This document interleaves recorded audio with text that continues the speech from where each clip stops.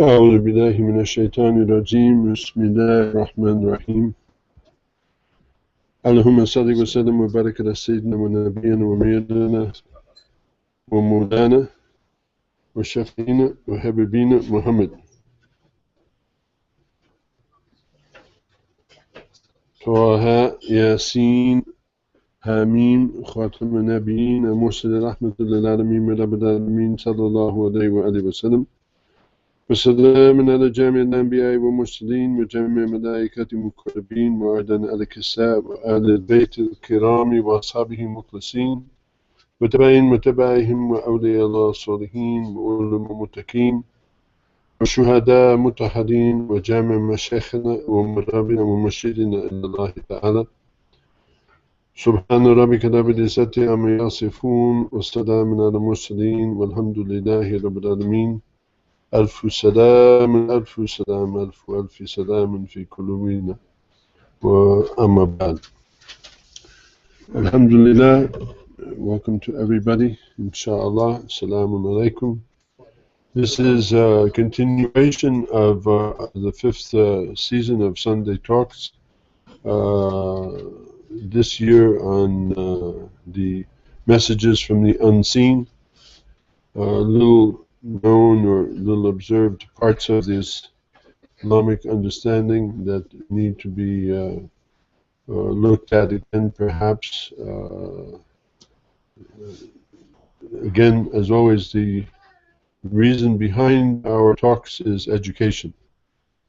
And in a certain loose way, our talks are based upon the idea of Sayyid Abdul Qadir Jilani, Qaddasallahu Sirruhu, who would hold every month talks.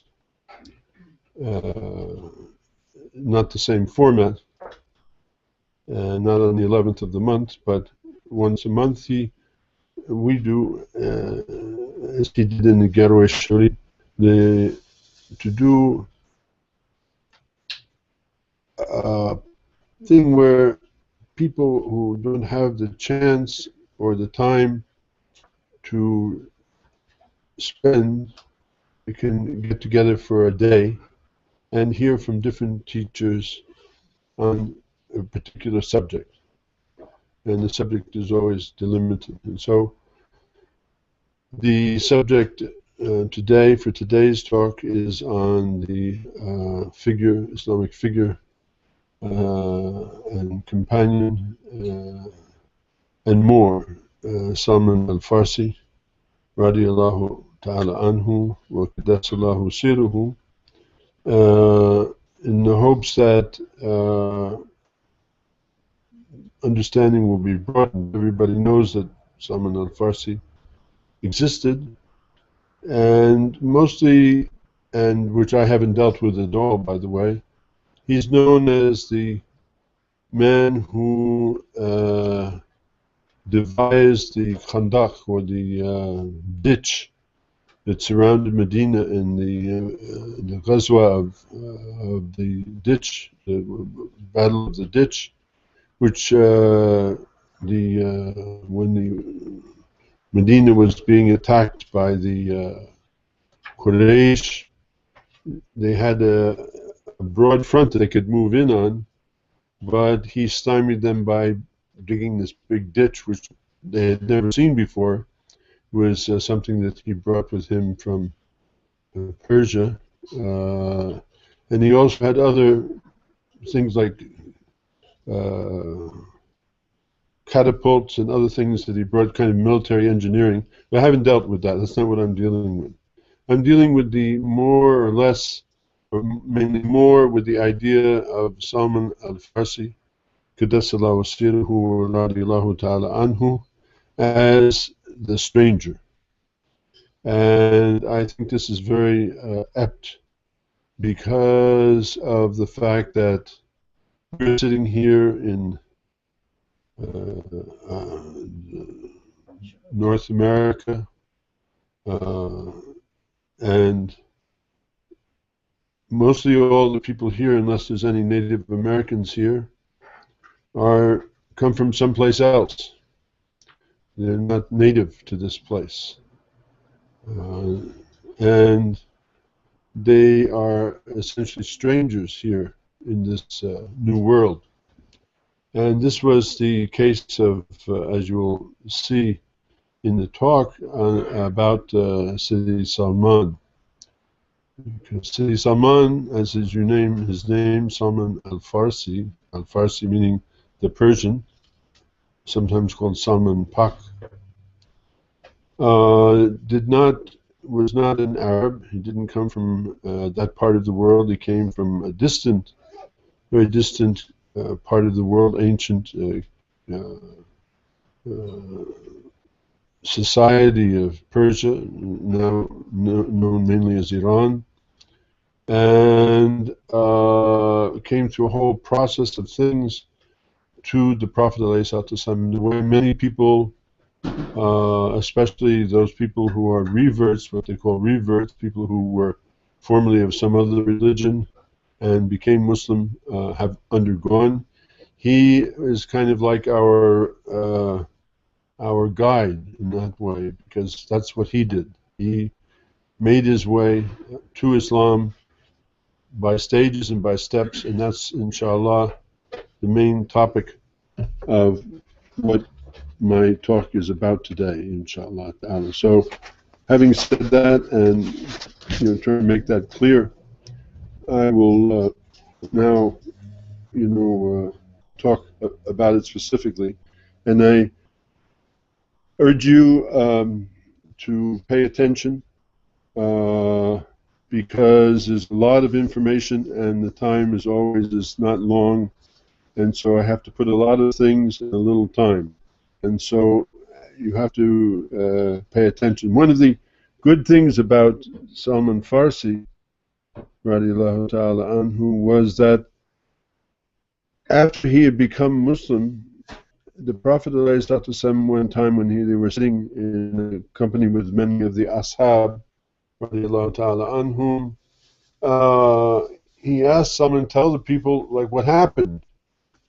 So Salman gave a long talk, and then he gave the same talk again to Ibn Abbas. So we have actually his story, or history, from his own mouth. Exactly what happened, all of the things that happened, which we seldom have. So the whole narrative is available.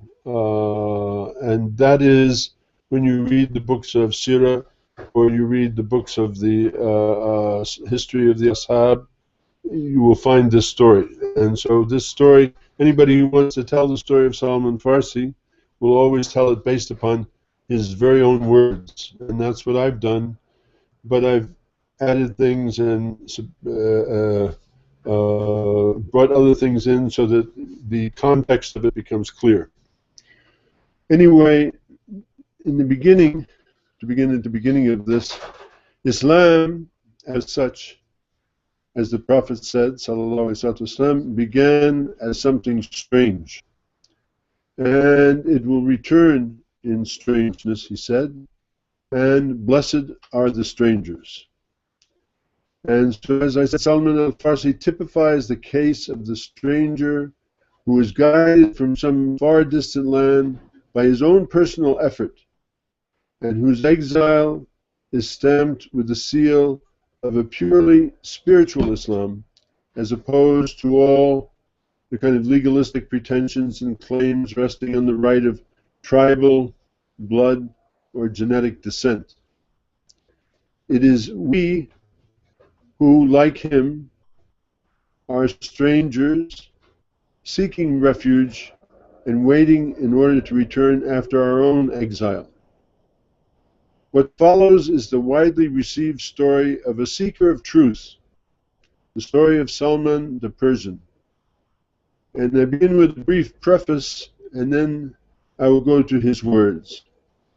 So now, according to the investigations of and the researches of historians, Salman was born around 568 AD in a small town in Persia called Ji, which is roughly near the site of the modern city of Isfahan. Salman was obviously not the name given to him at his birth. His Persian name was Rozeba. Somebody who is here is Persian can tell me the right way to say it. Rozeba? Ruzbe. Thank you. His name was Ruzbe. But many years later, when he became a Muslim, his master, the Prophet ﷺ, changed his name to Salman. And his Muslim friends among the Ashab gave him a kunya, a nickname, and they called him Abu Abdullah. So this is how he is known. His father was a very rich landlord and a powerful political figure in the town in which he lived and in the surrounding areas.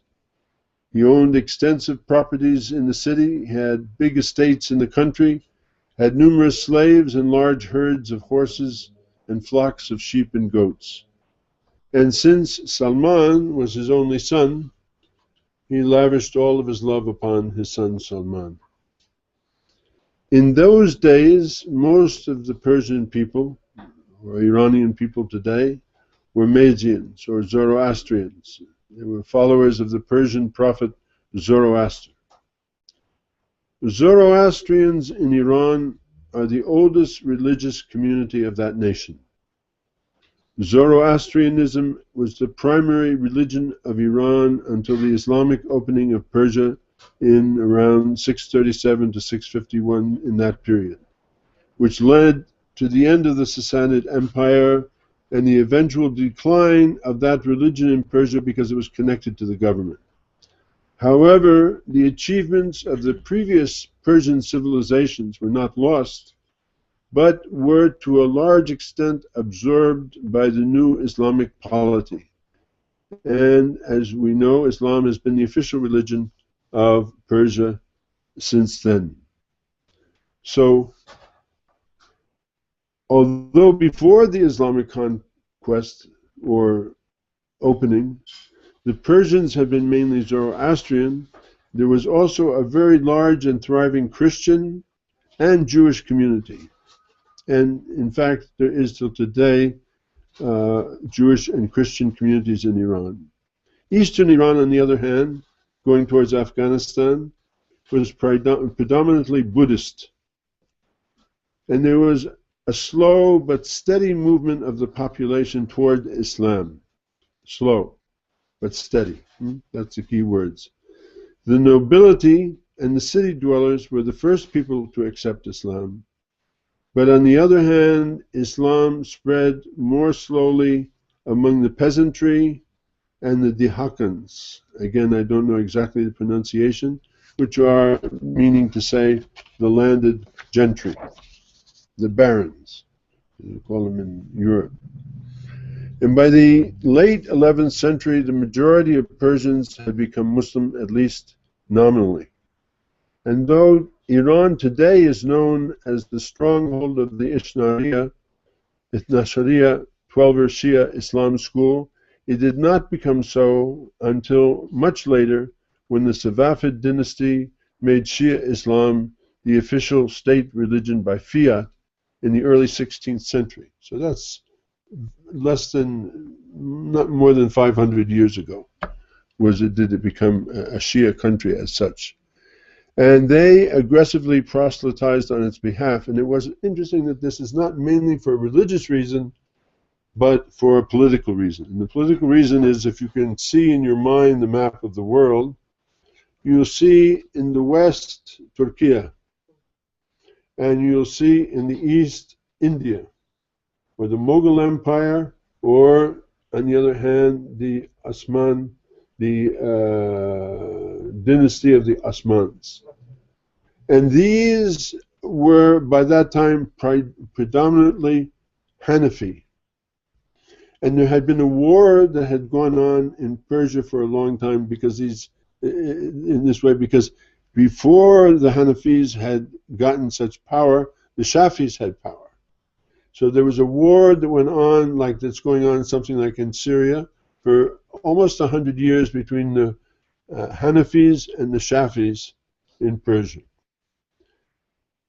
when Prince Ismail, when all of this happened in the beginning of this time, he wanted something that would be a counterbalance between these Eastern and Western neighbors. They wanted to be a power in themselves. The Persia would be a power in itself between these two huge, powerful empires. That is the Mughal Empire and the Osman Empire, the Khulafa of the Osmanis. So, in one day, in one night, as a matter of fact, you went to bed as a Hanafi or a Shafi, and you woke up and you were Shia. And the prince brought hundreds of ulama from primarily southern Iraq, Basra, that area, Kerbala, and all of that area down there, to become the teachers in Iran of Shia Islam. So the whole process took a while, but basically in one day the country changed from being this to being that. It's very important to understand. Of course, this is much later on. Back to the time of that, Zoroastrian itself rose in the eastern region of the ancient Persian Empire, in other words, near to Afghanistan, when this religious philosopher by the name of Zoroaster simplified the pantheon of early Iranian gods into two opposing forces, which is the religious principle of dualism.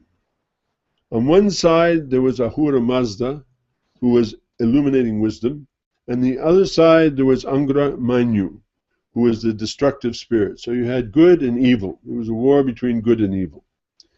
And Zoroaster's ideas led to a formal religion that bore his name by about the 6th century before the Common Era, and have influenced in other words, somewhere around the time of Musa alayhi salam, or maybe a little later than that, but somewhere around that time, and have influenced other later religious schools, including Judaism, Gnosticism, Christianity, and indeed even certain aspects, especially of the Ismaili school of Shiism.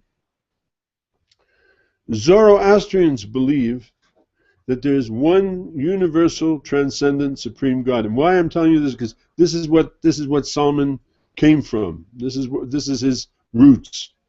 There was one universal, transcendent, supreme God. So he was prepared for that. And his name was Ahura Mazda, or the wise Lord. Ahura means being, and Mazda means mind in the Avestan language. So it means the mind being, or the being mind, or however you want to put that together. It keeps the two attributes separate as two different concepts in most of their teachings, called the Gathas, and also consciously uses a masculine word for one concept and a feminine for the other. So to get away from the idea of anthropomorphism of the divinity. Some Zoroastrians say that Ahura Mazda, as the uncreated creator to whom all worship is ultimately directed, this is called in philosophy panentheistic religion, in which ultimate reality interpenetrates every part of nature. Every part of nature is interpenetrated by this ultimate reality. Faith with a transcendent divinity is believed by some to have been influenced this theology of the Ismaili thought and the secular understanding of it to some degrees. Other scholars assert that Zoroaster's concept of divinity covers both being and mind as immanent entities, and so it's better described as a belief in an immanent, self-creating universe with consciousness as its special attribute, thereby putting Zoroastrianism more in the pantheistic fold. So there's two things, panentheistic and pantheistic. People confuse them. Where you can easily trace this back to a kind of a failure, the same failure that happened in India to Scythian Advaitu Hinduism. The original understanding of it is a singularity, but it's very hard to hold on to this monotheism, and it always tends to break down into the simplest breakdown, which is good and evil, dark and light, whatever you want to call it. In any case, Ahura's Mazda's creation, this what we live in is called Asha, which means truth and order. There was the Fitra in that way of thinking is called Asha, and it is the antithesis of chaos, which is called Druj, which is falsehood and disorder. So this is the war between order and discipline and all of these things, and truth and lies and disorder. And this conflict involves the entire universe, including, of course, us. And we have, in turn, an active role to play in the conflict by the conscious decision of whether we're going to be good or whether we're going to be evil. Everybody has that possibility. Choose this or choose that, as you like. The religion says that active participation in life through good deeds is necessary if you want to be happy and you want to stay away from chaos and keep it at bay. The active participation is a central element in Zoroaster's concept of free will. Everybody is, again, like Islam, la ikraha fi din, you choose what you choose. You do what you, nobody is there unless in certain places sitting in your bedroom to see whether you pray or you don't pray, whether you fast or you don't fast, whether you pay your zakat or you don't pay your zakat. You either do or you don't. That's your decision. Zoroastrianism, as such, rejects all forms of monasticism, again like Islam. Ahura Mazda, they believe, will prevail over the evil, Angra Mainyu, or Ahriman, at which place and which time and point in space the universe will undergo a cosmic renovation and time will come to an end, like Yom Kippur. So in the final renovation, all of creation, even the souls of the dead, were banished to opacity. When you died, you became opaque. But with the idea that all the souls of the dead will be reunited and return to life in a life-giving, in a living light form. At the end of time, a savior figure, a Sarshan, which is conceptually similar to Al-Mahdi or the Buddhist Maitreya, will bring about a final renovation of the world. So I mention all of this so you see this is where Salman came from. This is what was his upbringing, because the symbol of that truth and that symbol of that order and all of that was the fire. And so it became, in every village, in every city, in every place, they built their temples, and their temples, in the center of the temples, they kept a fire, a sacred fire. This is what Salman was trained to do from the time he was a child. This was his upbringing. In other words, what I just very briefly went over, this is what his education was. It wasn't 2 and 2 is 4 and, you know, social studies and all that stuff. This was what he was taught. All of the ins and outs of this thing.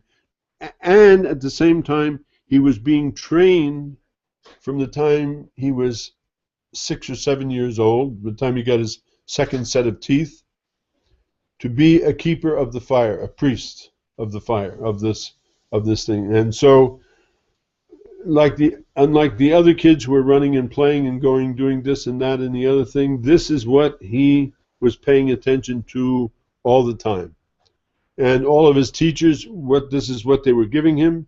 And since his father was a very, very rich man and a very powerful man and a very influential man, he was able to gather very good teachers for his son, and he spared no cost or anything to make sure that this is the way his son grew up. And also to understand that somebody in that position, if they were to continue in that position, they become very powerful inside of the community.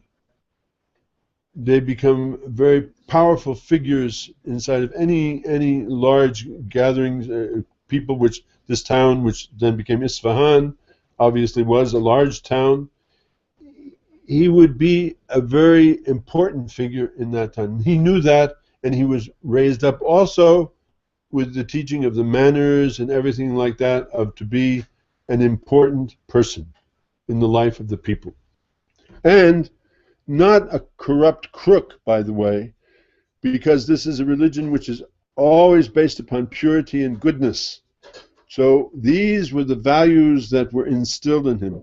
The order, discipline, goodness, truth, all of these things, this is what went into him 24/7 as he grew up.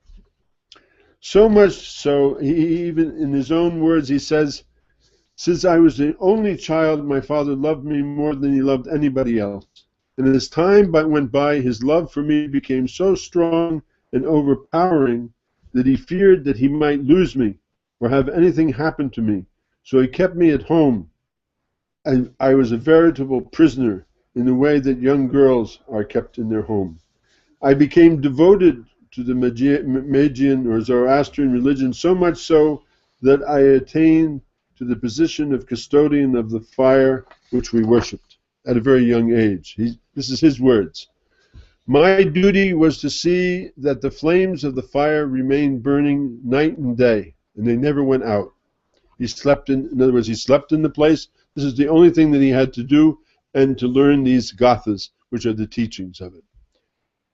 And as I said, in those days it was considered a great honor to be a priest, and service in one of these temples provided the priest with a way up into status, prestige, and numerous perquisites, since in Persia also the priest could reach high positions in local and quote-unquote national, which is hard to understand exactly, but in some way, national governments.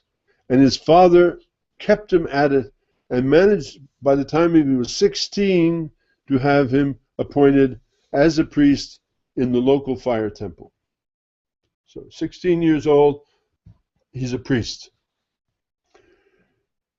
For 3 years, he acted as a priest in the temple. But as time went by, he began to lose interest in the work. It became monotonous and wearisome to him. He found that the other priests were men of limited vision and limited knowledge, and they were too dogmatic and were actually on the what we would say on the make to get into a position in society. And if you asked them any creedal question, they were in the most cases really unable to answer them with any depth. And they spoke in the language of allusions and historical allegories and parallels and so on and so forth, and they lost him. Anyway, one day in spring, around the year 586, Salman's father had some important business to attend to at his country estate outside of the town. But before he could go on this journey, some merchants arrived in the town from the ancient city of Balkh in Afghanistan to entertain them, and he wound up having to stay in Jia, in his town, instead. And he asked Salman, "You go instead of me," and he told him what to do when he went there. So the next day Salman left, and we know all this from his story. He left for his father's estate in the country, and after he had traveled maybe 10 miles or so from the country, he came to a fork in the road. And standing on the brow of a hill, he paused for a few minutes to see where he was going and to determine the directions of his destination. And the light was now coming because he left, right as early as he could in the morning. The light was advancing from the east and tinting the landscape, and the sun was rising, and he was sitting there basking in the stream. He talks about this, and he sees this gray stone building that is partly veiled from him in a golden mist catching his eye. It was some distance from the road, but he decided to find out what it was and to whom it belonged, and he wanted to take a closer look. So he was propelled by his curiosity to find out what this was, and he entered the building to investigate. And inside he found people were conducting a religious service. Mind you, his fathers kept him a veritable prisoner, say like Buddha, Gautama, in his home. And so he has very little experience with the actual world. So he's curious, what is this going on? So he goes and he finds them, they're conducting a religious service, and if he finds a choir was singing a hymn in some language he did not even understand. When the service was over, some member of the congregation came to him, greeted him, and so on and so forth, asked him who he was, why he was there, and he told them who he was, and he explained he wanted to know who they were, and what was this religion. He, in turn, was taken to the priest of that particular church, who told him that they were Syriac Christians, and explained to him the oneness of God. These are people who do not believe, we call them sometimes monophysite. They don't, not even monophysite, they don't believe, they're like the Quakers, they don't believe that Jesus is a God. They believe he's a prophet. Like that. There's still some of these people, and they follow a lot of Jewish teachings. They have Sabbath, and so on and so forth like that. In any case, that's who these people were, Syriacs. And this priest explained to him the oneness and unicity of God, the day of judgment, the role of the apostles, messengers, and prophets of God, of whom Isa alayhi salam was the last. That's what he was told. Salman radiallahu ta'ala questioned this Christian priest for a long time regarding their beliefs, and by day's end he entered into Christianity. He became a Christian.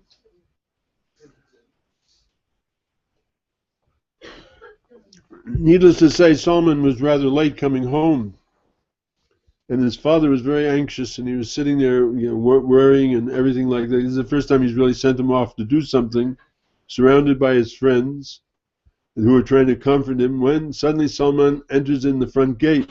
His father embraces him like the lost son, and asks him, where were you? How come you're so late? And so on and so on. And then he told his father he had gone past this church of the Christians, and he wound up spending the day with them. And his father said he hoped these people hadn't misled him. And the father says, no, on the contrary. He said, I found the religion, this is a quote, I found the religion of these people was better than ours. So his father became, as you can imagine, very angered by this, and he threatened him with deep imprisonment and torture if Salman did not swear that he had not and would not change his religion. He refused, and he was beaten, tortured, and kept hungry and thirsty in his prison, in the strong room of his father's house, the place where they kept the money and stuff, day after day. One of the servants of his father was a young man whose name was Mehran, who had reared up Salman from being an infant. He grew up with him, so as to speak, and loved him. And Salman knew that he could trust this Mehran. He was like maybe 10, 15 years older than him. And asked him one day, could he put him in touch with the Christian priest who could assist him in escaping to Syria. Mehran was glad to give this service to his young master and arranged for his escape. And after a few days, Mehran came to see Salman late at night, informed him that there was a caravan that was ready to leave for Syria the following night. He entered the strong room, he took the shackles from his feet, gave him a new set of clothes to wear, led him quietly out of the house while everyone was asleep. A horse was waiting. He thanked Mehran, bade him a silent and tearful farewell, and rode away from his father's house in Jia. So that's what he was prepared to do. He was prepared to give up everything for this thing. So you have to understand this quality of Salman. Next morning, he arrived at the church. He thanked his new Christian friends for the help they gave him. And the priest gave him special instructions to the leader of the caravan to take good care of him and disguise him and everything so nobody would know who he was, and committed him to the protection of God. And the caravan left that night, and moving at a rapid pace, put considerable distance between itself and the city before daybreak. And after a month, he arrived in Damascus. That's how long the distance was, a month travel by horse. So he then had come to the end of one journey and the beginning of another journey. And this new journey would be a journey which was in the realm of the spirit. Salman was 19 at this point. According to reports, he was rangy, strong, muscular, endowed with a highly retentive memory, penetrating intelligence, critical, analytical, logical mind, mental attributes, physical characteristics. He surpassed mostly all of the young men of his age. Just as he was very tall and broad and robust, he was also wise and prudent and sagacious. And early in his life, he had cultivated, as a result of this religion, Zoroastrianism, a temperate personality, and he balanced. In his hometown, he had riches and luxury and high status that any rich teenage kid would have, all with an easy grasp of him, but he never took them up, and he spurned them all. And he did so notwithstanding his extreme youth, and instead of seeking power and pleasure, he made the pursuit of knowledge and truth the vocation of his life. So after leaving Jia and coming to Damascus, he lived in 4 other cities. This is what happened. For 10 years he lived in Damascus. Then the next 20 years, so now that's 30 years, he was 19, let's say 20, so 30 and 20 is 50. So by the time that he reaches to Medina, he's a 50-year-old man. Okay? So I give you some idea of his age, 45 to 50 years old. In those years, he lived in Mosul, Nasibin, and Amuriya. And in each of these cities, he read, he studied, he observed, and gradually he assimilated all of the religious knowledge that was available. That was what he was up for. Like Surawardi or somebody like that. Surawardi Maktul. He also spent a lot of time in devotion, in various forms of worship and ibadah. And his hope was finding the gift, and he speaks about that in telling the story of his life, of finding the gift of enlightenment and inner peace. That's what he's after. But his religious experience during this period was almost entirely subjective. It rose out of and was identified by means of his awareness of his own mental states and psychological processes. There were times that he talks about when his interior world became so bright and so vivid that he lost touch with the exterior world. And this alarmed him, as he knew not, as he says, who I was or where I was. One question that came up in his mind all the time was, whether is it right to turn your back upon the world and its problems to try to win happiness and enlightenment and inner peace for yourself while ignoring the sufferings of others. So in this way, you can say that, that he had a kind of Buddhistic outlook in that sense. With the passage of time, what happened to him in all of his studies, doubt always, began to come into his thoughts. And he felt that truth, that is to say, the ultimate truth, was still hidden from him. It's like you keep praying for years and years and years and years, and you don't know, well, why am I keeping on doing this? It doesn't happen for you. So like we know a man, he's lived his whole life like this. He told me, he said, I've been praying and fasting, nothing has ever happened. I never saw the Prophet ﷺ. Nothing happened. I mean, I'm a good guy. I live a clean life. I'm a decent human being and all of that. But I really don't know any more than when I started out. So this was his situation.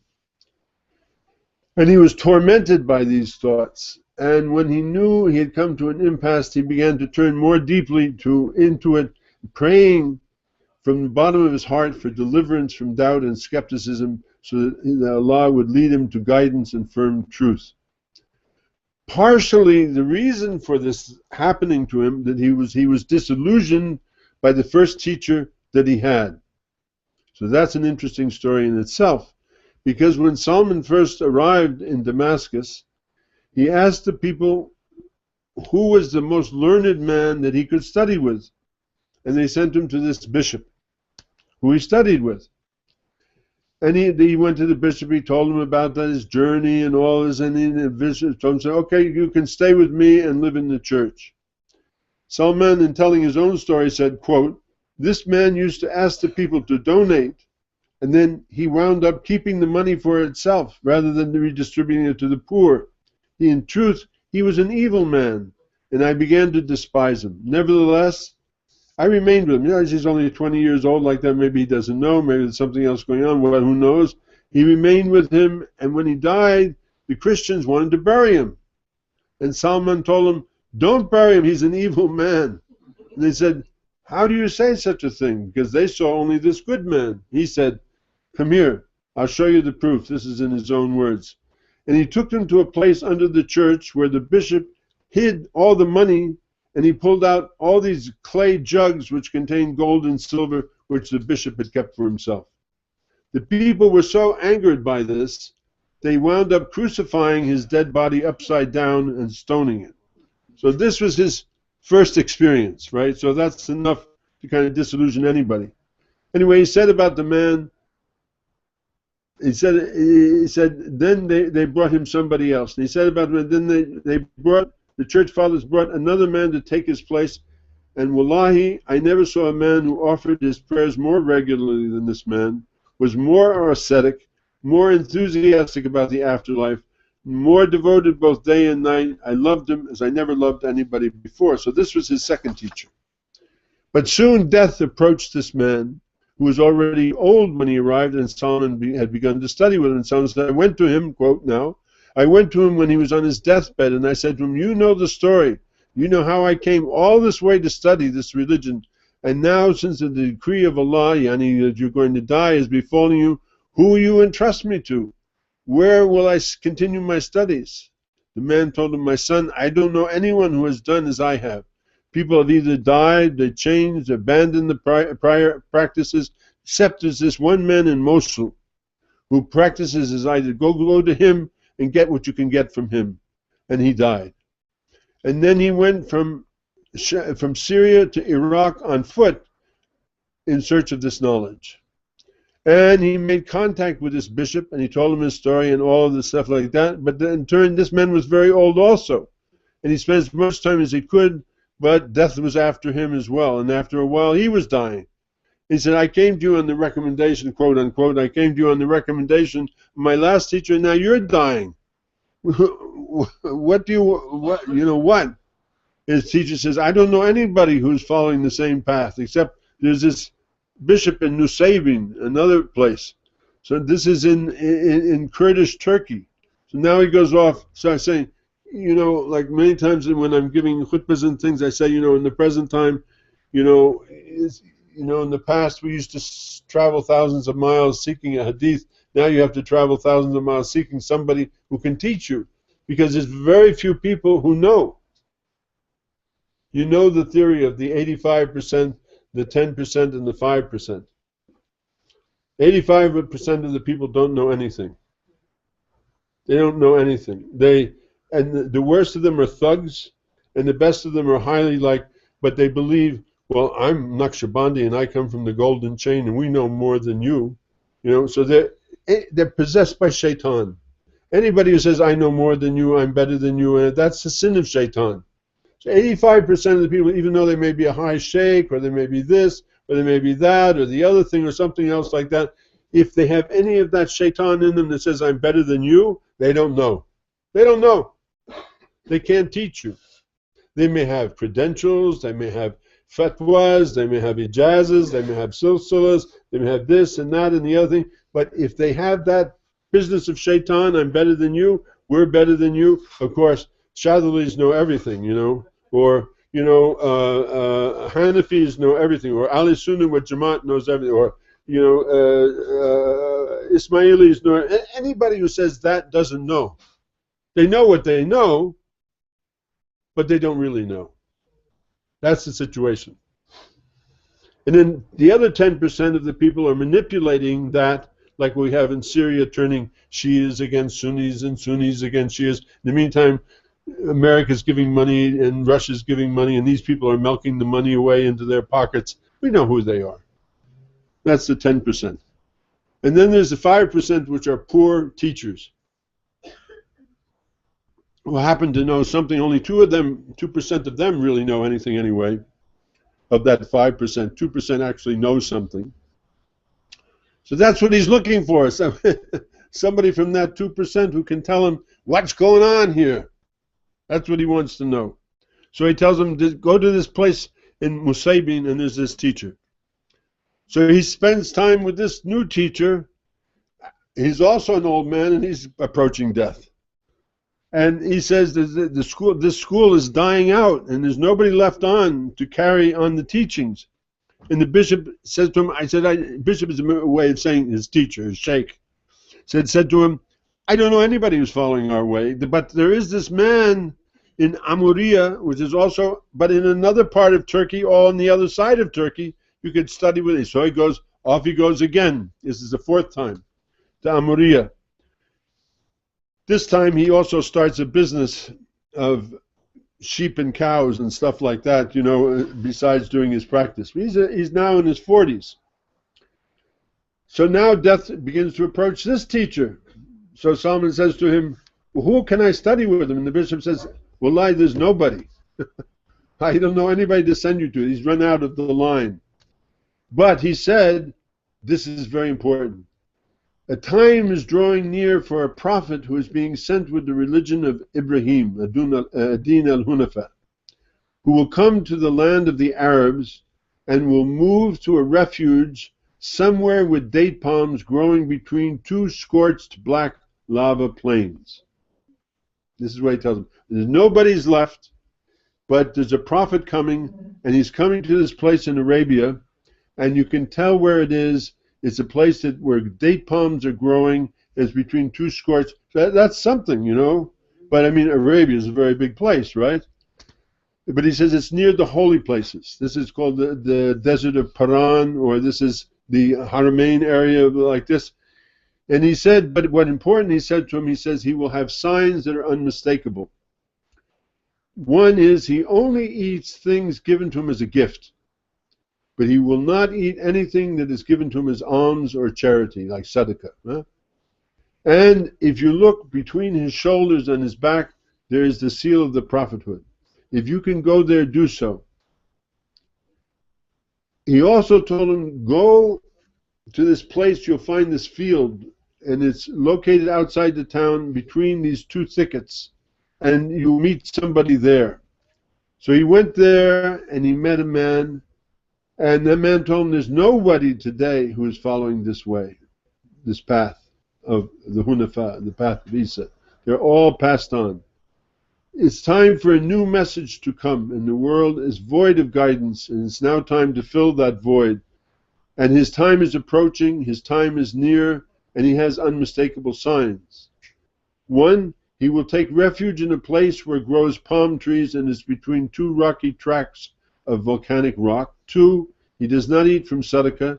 3, there's a seal of prophethood, but he does accept gifts, and there's a seal of prophethood between his shoulders. So he corroborates what the other old man told him, the other sheikh told him.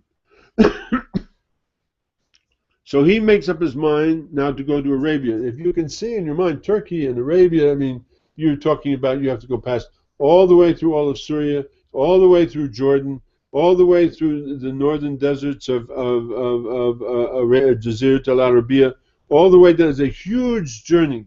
And he always insists on going by foot. That's his way. He's an ascetic. So he decides that he's going to go there to that, and during that late summer of that year, alhamdulillah, he found some travelers who had come to his town, Amuriya, from the south, and they revealed that when he talked to them, these were horse traders from a city called Yathrib in Arabia. And that they told him that after selling their horses, they were going to go back to Damascus to make connection with a caravan that was being assembled there to go for a return journey to Yathrib. So now things are looking up pretty good. So imagine like all this by foot, all this by traveling, all this. You say, you know, you want to find a sheikh, you want to find knowledge. Listen to what you got to go through really if you really want to get the truth. You know, unless you're very, very blessed to find somebody. This is the kind of himmah that you have to have if you want to really know what's going on, what's the truth. So he goes there, he meets the leader, the guys and everything like that, and he tells them, he said, I'll give you all of my savings and everything, but you take me with you. And he said, now quote from him, I was trying to find a way to the land of the Arabs, which is far away, and I met some merchants from a tribe called Kalb. And I asked them to take me with them in their caravan. I would pay them all of the money I had, and I would give them all of my cows and sheep. In other words, he's giving up everything to make this journey. The journey was long and arduous, and Salman endured with stoical courage. And while these guys were riding their camels or horses, Salman walked, which was a feat of endurance which astonished them. And eventually the caravan arrived in an oasis called Wadi al-Qura in the Hijaz, called in the Bible the desert of Paran. And the caravan leaders told them, we're going to stop there for 3 days and 3 nights. And now Salman made journeys for the last leg from Yathrib to Mecca, because they're outside of Yathrib, and he knows that it's near the Haramain, this near to the Haram, to the holy places, and he has to get to Mecca. But he did not know what form of bitter disappointment, which he thought at the time was lying in wait for him, because it was waiting for him just around the corner in form of some Jews who were date growers looking for slave laborers. Now, I must also tell you that the Jews knew that a prophet was coming, and that's why they had settled in Yathrib. They knew that a prophet was coming there too. So they had bought up a lot of land in Yathrib, and there was a large Jewish community besides Aus and Khazraj living in Medina and other smaller tribes.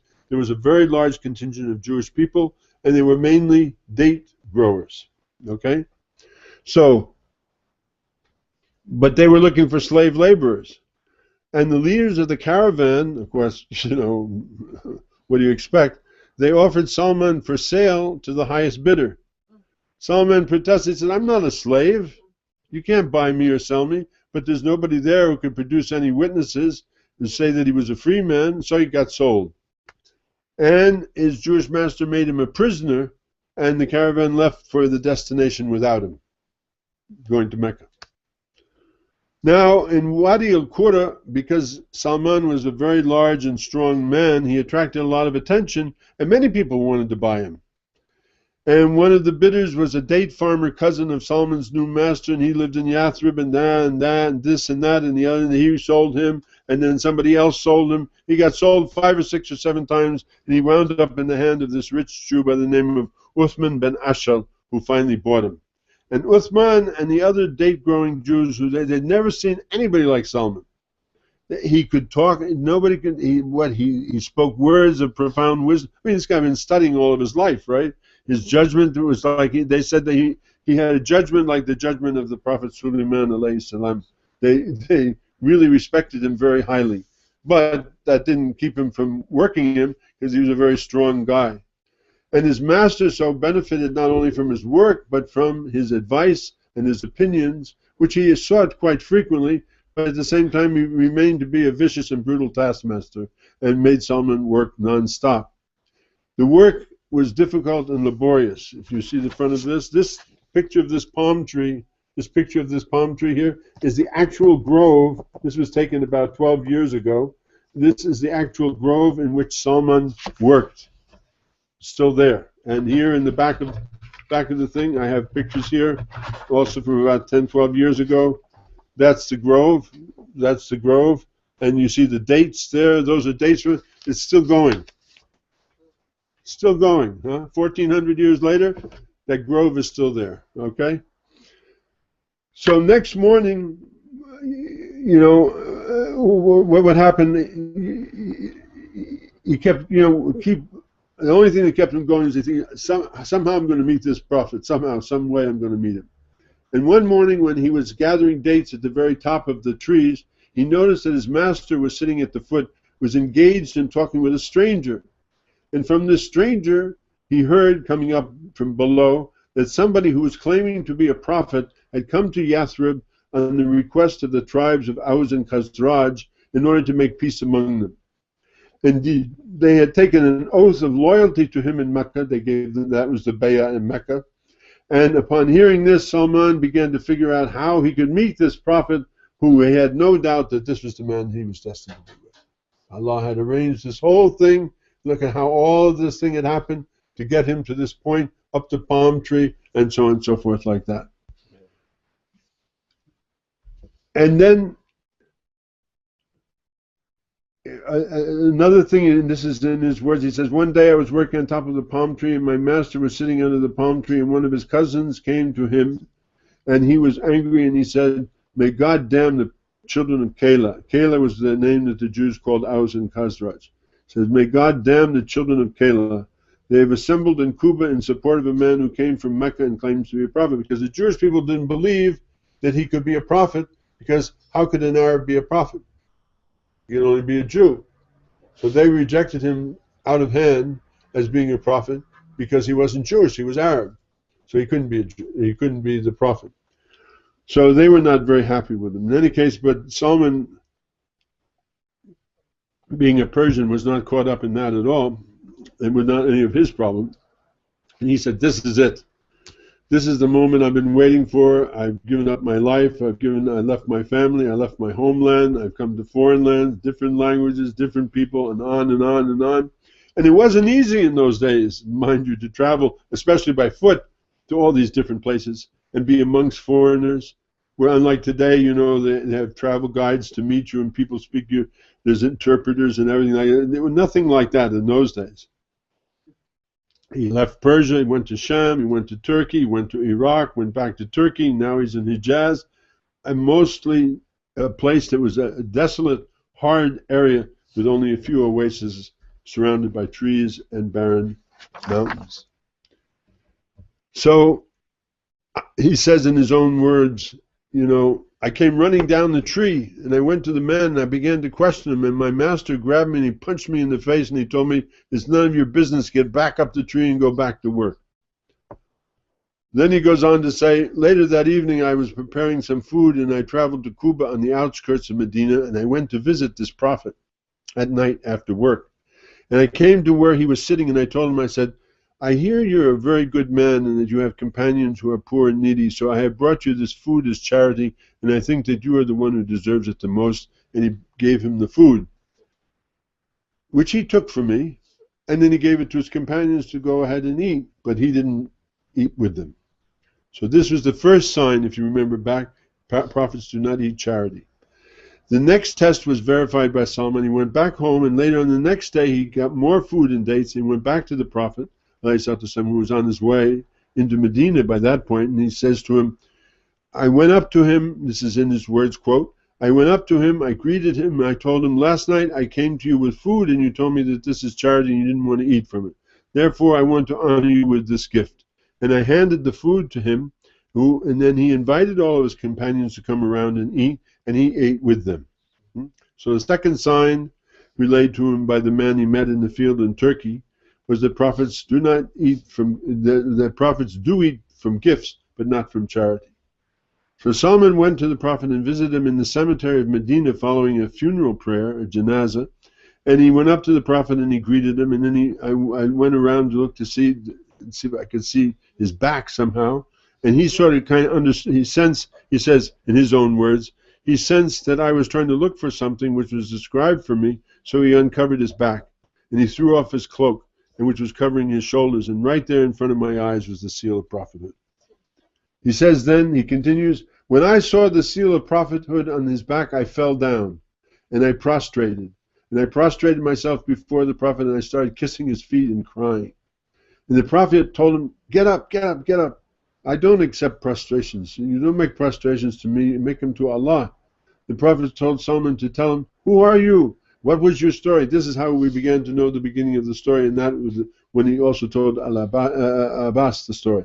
And Salman narrated the whole story up until then, and the Prophet told him, he said, I want you to narrate the same story to all of my companions, and I wanted you to tell them that this is a story of a man who is searching for truth for all of his life. So this is what it is about. If you want to know, you say you're on the Sufi path, you're looking for the truth, this is what you measure yourself by. It's what you measure yourself by. Unless you're prepared, if you don't know the truth, if you're sitting here and you don't know the truth, and you know you don't know the truth, that's a big step. You don't really know the truth, right? Then this is what you got to do. This is what you got to do. You want to know the truth? You got to be prepared to go through like this. Nice words, kind words, hats, topis, beards, all that stuff. That's all nice stuff, you know. As I always say, you know, beards grow goats, you know, and anybody can go buy a topi in the store, no big deal. You know, that's not, the clothes don't make the man, you know. Don't make the man, you know. Nice words, oh, CD, da da da da. No. This the kind of, this is what you got to have going on inside of you if you want to think that you are on the search for the truth.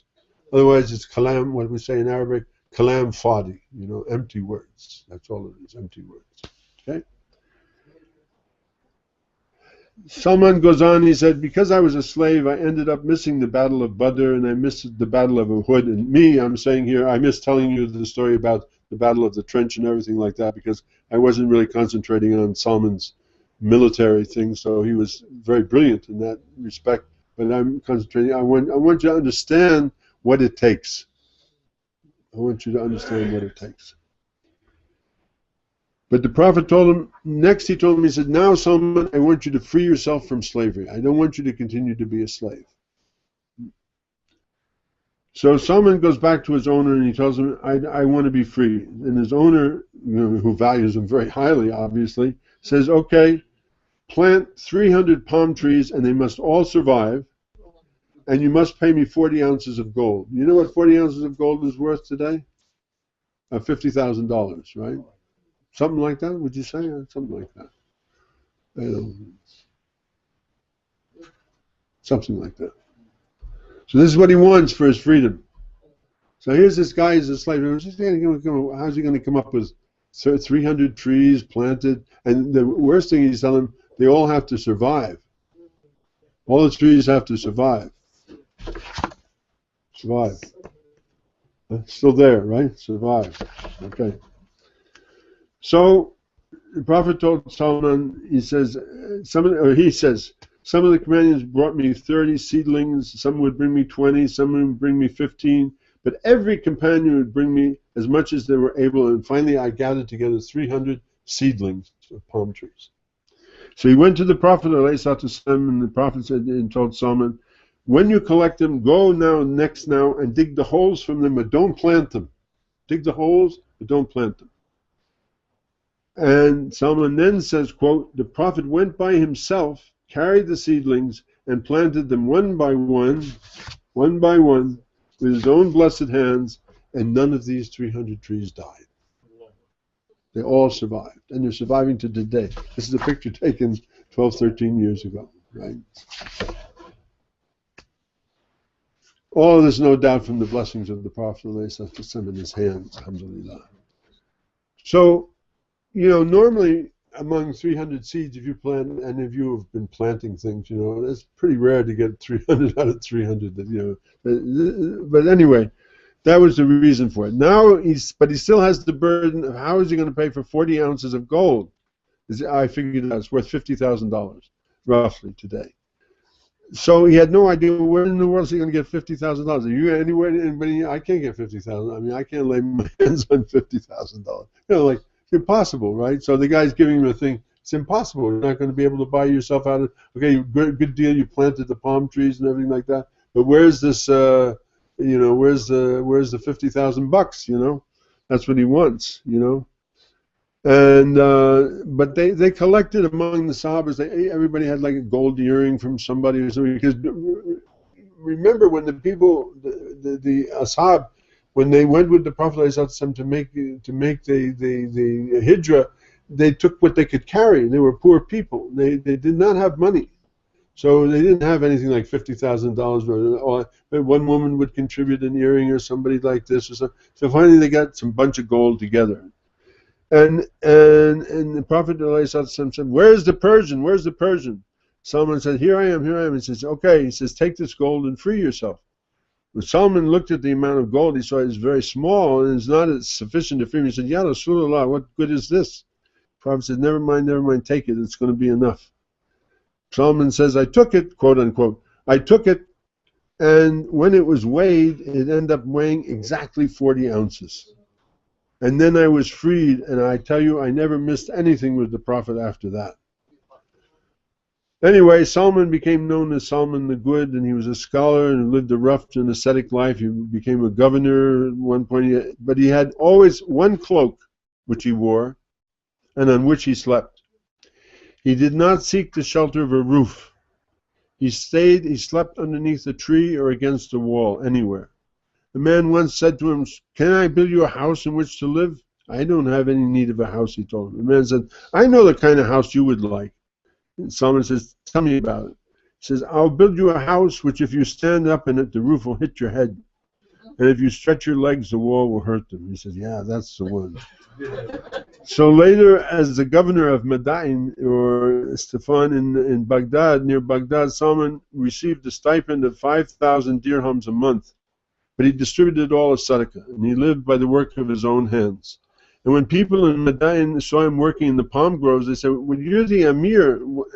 Why are you doing this work?" And he says, "I like to eat only from the work of my hands." And one time, you know, there are many stories about that, but his life was the life of an ascetic, and you know, and even the Prophet made him, you know, the Prophet ﷺ used to brother people with other people. And who did he brother him with? Abu Darda, who is the socialist of all of the Muslims, you know, the proto-communist of all time, Abu Darda. And Abu Darda lived a very poor life, right? So one time he went to visit Abu Darda's house, and he found his wife there, Darda, and she was dressed in very shabby clothes. And he said, "Why are you dressed like that, sister?" And he says, "Your brother," because they're brothers, "your brother is not interested in the luxuries of this world." In the meantime, Abu Darda came in and he made a meal for Salman. And Salman told Abu Darda, "Come and eat with him." But I said, "No, I'm fasting." Salman says, "Well, I'm not going to eat unless you eat." And Abu Darda ate with Salman. And then it was night, and part of the night passed. Abu Darda got up to pray tahajjud. Salman told him, go to sleep. Abu Darda got up again, and he said, "Go to sleep." And it was the last hours of the night. Salman told him, "Okay, get up." And both of them offered the tahajjud together. And then Salman told Abu Darda, he says, "Wallahi, Allah has a right on you, and your soul has a right on you, but your family has a right on you, so you should give of all these that has a right on you." Abu Darda didn't like this, and he went to the Prophet and told the whole story. The Prophet ﷺ said, "Salman has spoken the truth." So the Prophet said concerning this, Abu Darda, that heaven has not shaded, nor has the earth carried a person more straightforward than Abu Darda. He walks on this earth with the attitude of Isa bin Maryam. So this is who his brother was, right? And as a scholar, Ali said of him, he was like Luqman the wise. And Kab al-Abhar said that Salman is filled with knowledge, and his knowledge is, and his wisdom is like an ocean that does not dry up, because he had both the knowledge of Christian scriptures completely, had the knowledge of Jewish scriptures. He had, because he had studied about that with the bishops as well. He had the Zoroastrian thing. And he was the first translator of the Quran. He translated bits of the Quran from Arabic and Persian. He was the first translator of the Quran. Now, Christianity appears to us to be a religion of peace and humility and acceptance. In its early periods, it also possessed a strong element of bigotry, which was inherited from Jewish thought. And as time went by, this underlying element became more entrenched, leading it to reject Islam, just as the Jews rejected that this Arab could be a prophet. And so what it was religion, just as what we're experiencing now as Muslims. Religion has been hijacked by its leaders. Everywhere we see this, Islam has been hijacked, and in some places even counterfeited. So hijacked. What do I mean by hijacked? When you see what's going on in Syria today, this shows you Islam is hijacked.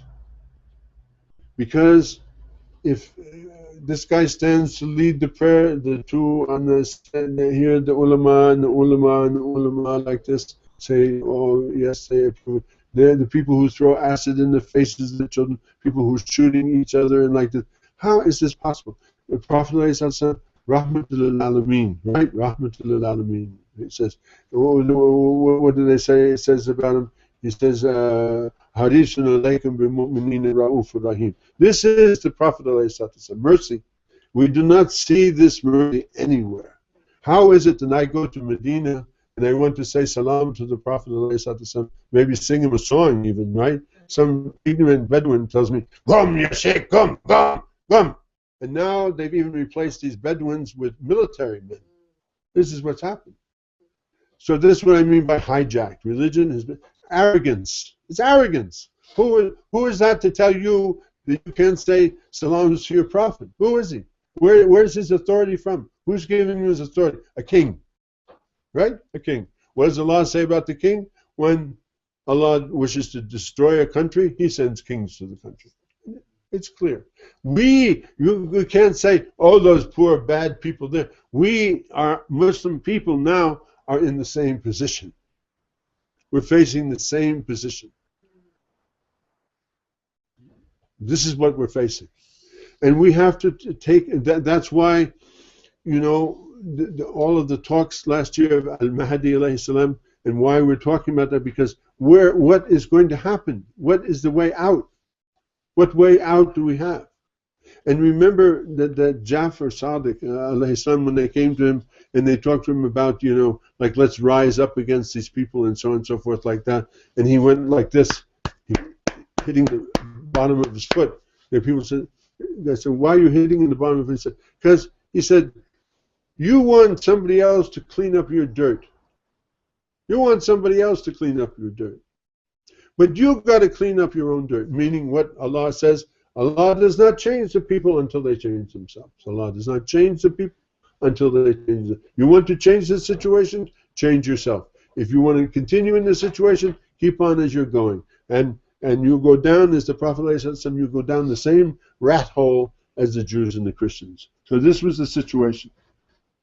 To the seekers of Allah, religion is really, religion itself, the thing called religion, is just a road, a pathway. It's not the destination. Religion is not the destination. It is the way, but it cannot act as an obstacle in itself in the way of finding Allah. So that is, you know, really what we have to say.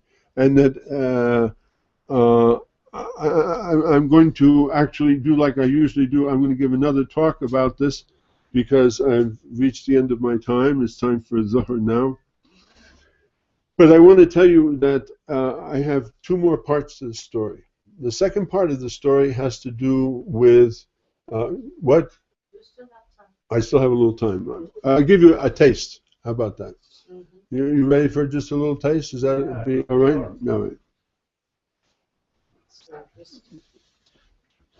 This story that I told you is the story that everybody knows about Salman Farsi. I may have added little things here and there. I left out things here and there, like the Battle of Kundak and stuff like that. But basically, that's the story. Why is it the story? Because he told the story. He told his own story. Because Prophet ﷺ said, how did you wind up here, Salman? And he told the story of how he wound up here.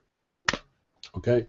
So I have told it in that, and anybody who tells you the story and you want to know about Salman Farsi, this is the story you're going to hear. This is what they call the received story of Salman Farsi. But there are other stories, including that, in a way, he was also a teacher of the Prophet ﷺ, in the same way that Khidr was a teacher of Musa ﷺ.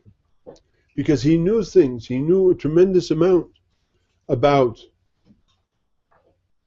Judaism, about Christianity, about Zoroastrianism, about all these stories and all these things, and he shared them. He spent a lot of time with the Prophet. How much time did he spend with the Prophet? To the point where the Prophet said, Salman min Ahl Bayt. And he told his women folk, you don't have to cover when Salman comes to the house. Huh? He was muhrim to them. So was Bilal, by the way, incidentally. Not alone in that. But he was that. And he spent a lot of time with the Prophet ﷺ, to the point where many people say that he taught the Prophet ﷺ, not teaching him, I don't mean it in some strange way, but I mean it in the same way that al-Khidr ﷺ was the teacher of Musa ﷺ in teaching him things. What Khidr finally said to Musa was, I have knowledge that you don't have, you have knowledge that I don't have, right? So there was a sharing, let's say more, there was a sharing of knowledge that went between them, to the point where he says, you're part of my family. So that's how closely he was connected. But beyond that, there's a further dimension, and this is what I will take up, inshallah, on my Wednesday night talk. And this has to do with, as you know, if you've been following some of the talks I've been giving about, first of all, last year and part of this year, the relationship between Nubuwah and Walayat. Do any people recall anything about that here? Nubuwah and Walayat? Okay. Nubuwah, the Prophet ﷺ is Khatam al-Anbiya, right? Khatam al-Anbiya. What does that mean? He's the seal of the prophets. Is there any prophecy after Muhammad ﷺ? Will we get any wahi after the Prophet ﷺ? No, nothing. Finished. This begin with Adam. This is why we took these ulul azm. We went through all of the ulul azm. Sidna Adam and Hawa, and Sidna Noah, and Sidna Ibrahim, and Sidna Musa, and Sidna Isa, and Sidna Muhammad ﷺ. This is one cycle of teaching people how to be good, basically. That's what we learn to be as being Muslim. We learn how to be good people in the simplest possible terms. Simplest possible terms. Good in society, good society, everything like that. This is the Sharia, the Sharia.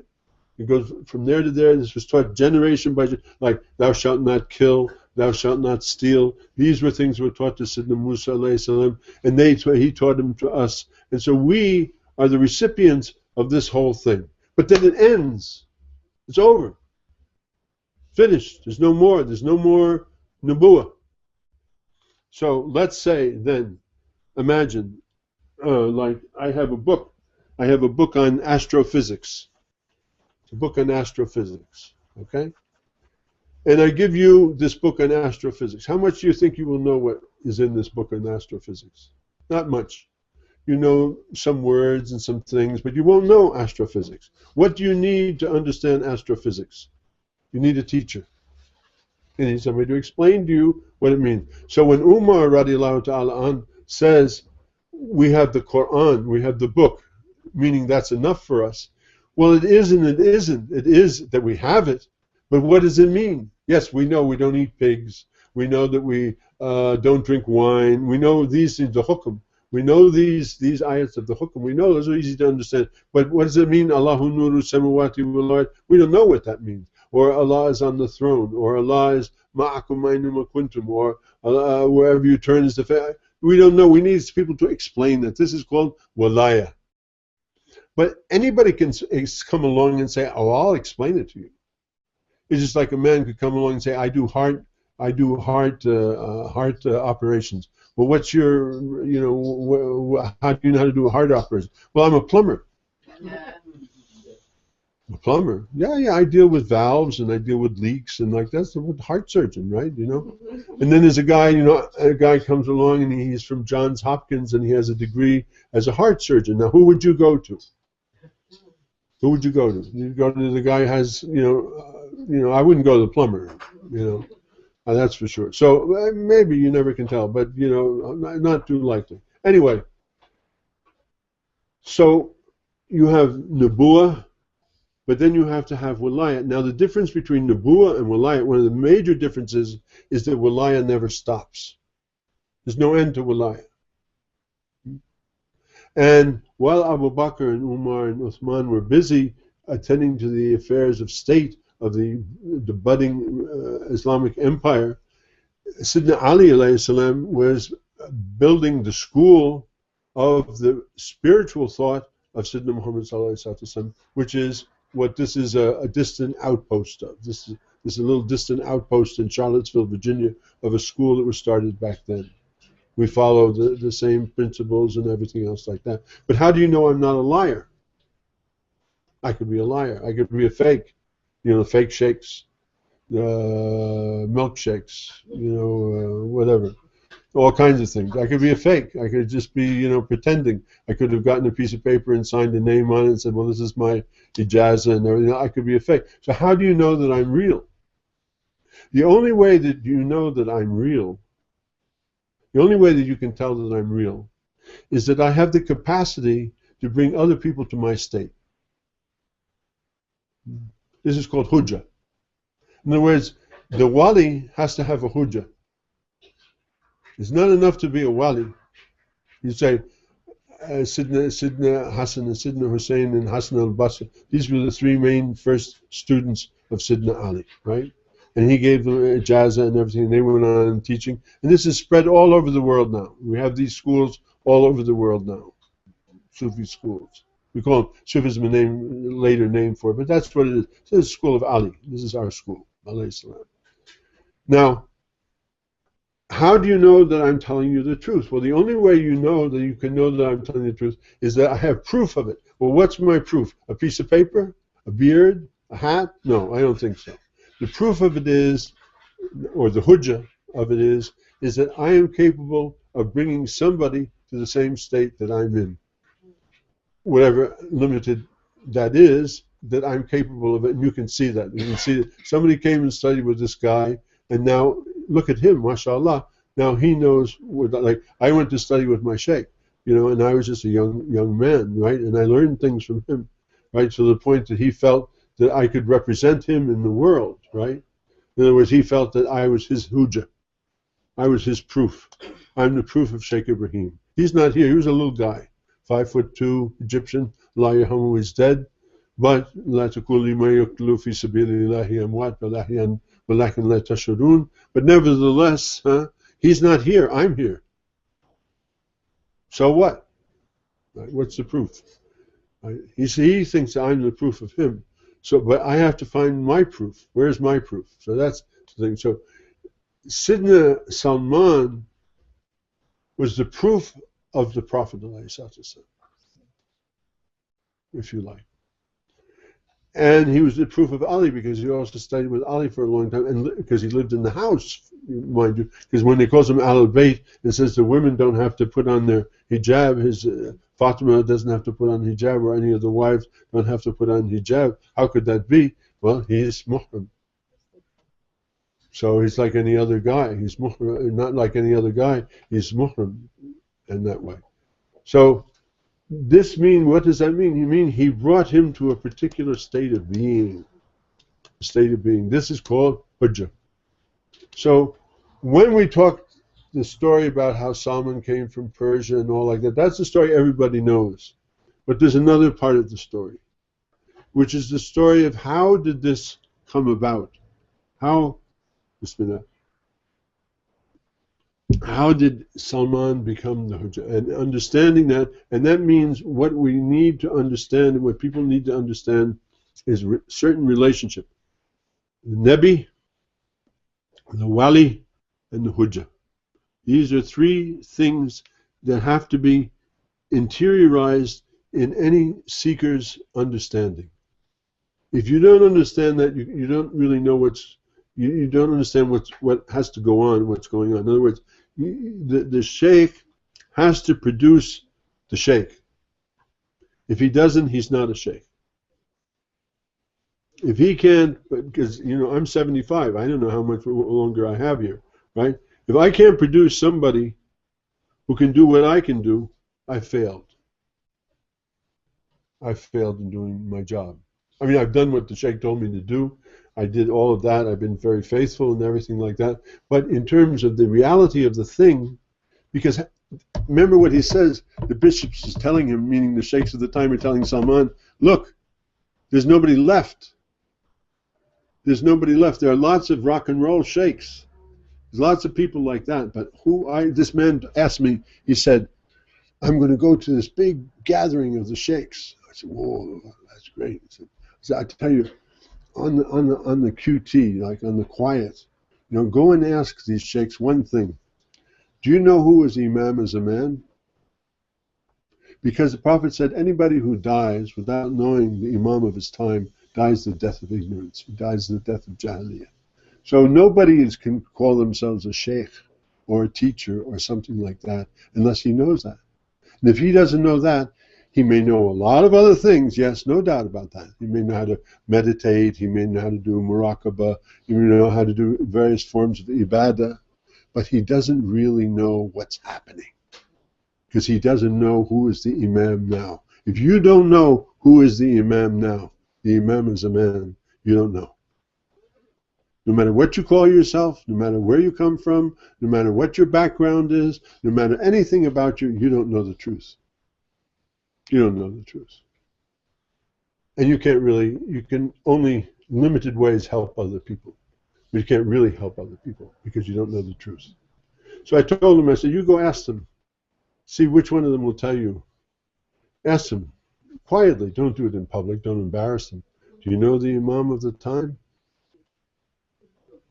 So next time you go to a meeting, you ask the guy, do you know the Imam of the time?